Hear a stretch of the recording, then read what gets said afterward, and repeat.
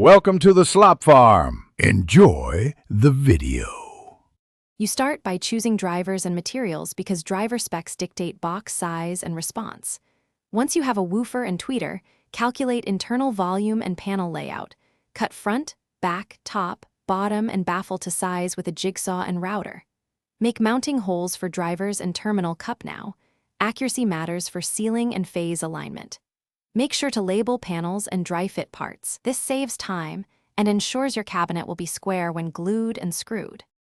Once the cabinet is cured, you assemble braces and mount internal damping to control standing waves and unwanted resonances. That reduces colorations. Next, wire the drivers through the crossover. Observe polarity and solder solid joints. A bad connection ruins phase and imaging. Make sure solder joints are insulated and strain relieved.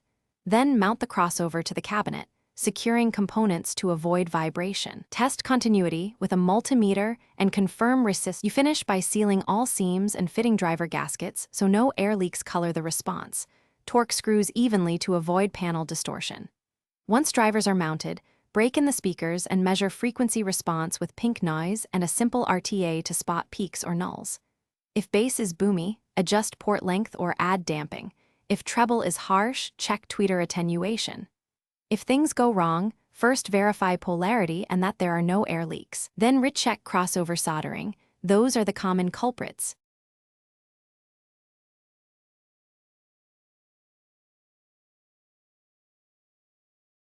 Thanks for watching. Consider subscribing if we helped you today.